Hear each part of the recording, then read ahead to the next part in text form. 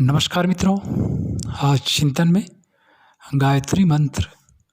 लोकमान्य तिलक कहते हैं, जिस बहुमुखी दास्ता के बंधनों में भारतीय प्रजा जकड़ी हुई है, उसका अंत राजनीतिक संघर्ष करने मात्र से न हो जाएगा। उसके लिए आत्मा के अंदर प्रकाश उत्पन्न करना होगा, जिससे सत और असत का विवेक हो, कुमार्ग को छोड़कर श्रेष्ठ मार्ग पर चलने की प्रेरणा मिले।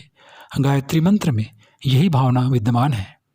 स्वामी रामकृष्ण परमहंस कहते हैं, मैं लोगों से कहता हूँ कि लंबी लंबी साधना करने की उतनी ज़रूरत नहीं है। इस छोटे से गायत्री मंत्र का जप करके देखो। गायत्री का जप करने से बड़ी बड़ी सिद्धियाँ मिल जाती हैं। यह मंत्र छोटा है, पर इसकी शक्ति भारी है।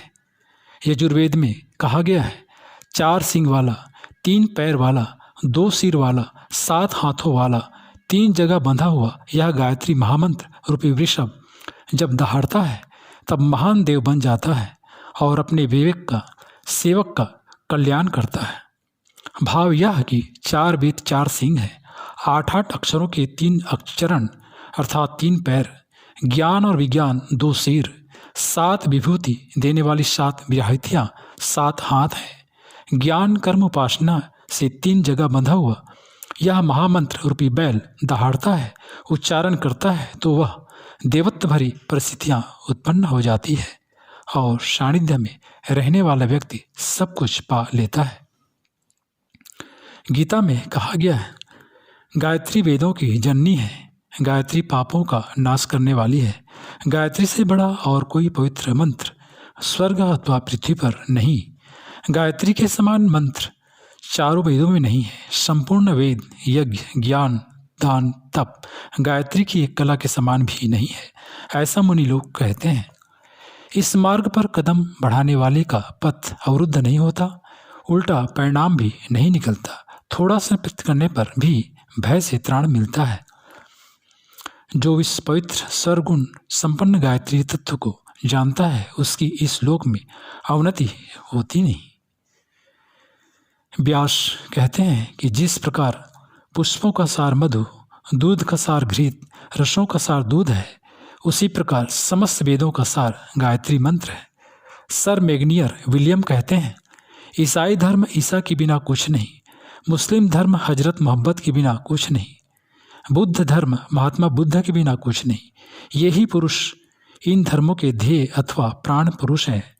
परंतु मुझे यह सत्य बात कहने में कोई संकोच नहीं, यद्यपि मैं ईसाई हूँ, लेकिन हिंदुओं का ध्येय मंत्र गायत्री ऐसा है जो बिना किसी ऋषि मुनि या महान पुरुष के बिना भी जीवित रह सकता है। हिंदू धर्म का आधार किसी विशेष पुरुष पर नहीं है। इस मंत्र के द्वारा हर कोई मनुष्य सीधा परमेश्वर से ज्ञान प्राप्त कर सकता है।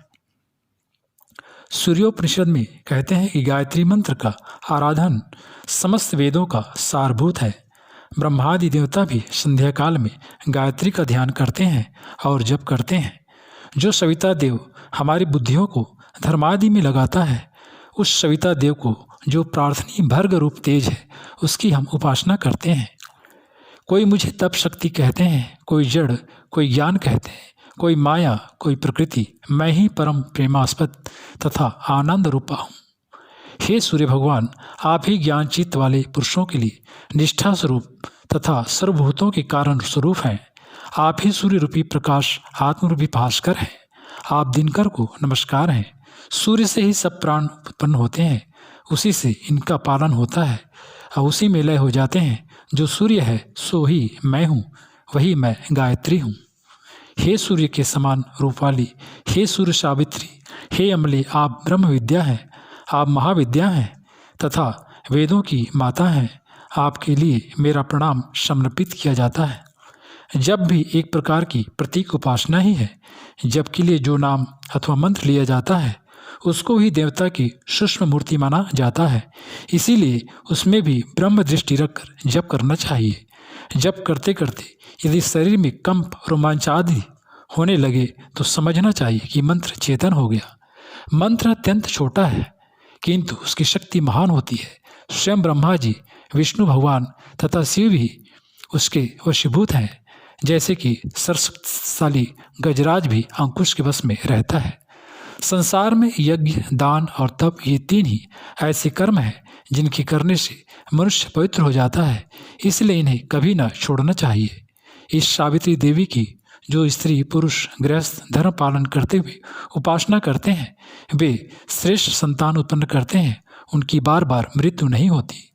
गायत्री वह है जो बसंत में गाई जाए और गाने वाले की रक्षा करे। गायत्री ही तप है, गायत्री ही योग है, यही सबसे बड़ा साधन और ध्यान है। इससे बढ़कर सिद्धिदायक और कोई साधना नहीं है। रविंद्रनाथ टैगोर कहते हैं कि भारतवर्ष को जगाने वाला मंत्र तो गायत्री है, क्योंकि वह लोक और परलोक दोनों को प्रकाशित करने वाला है।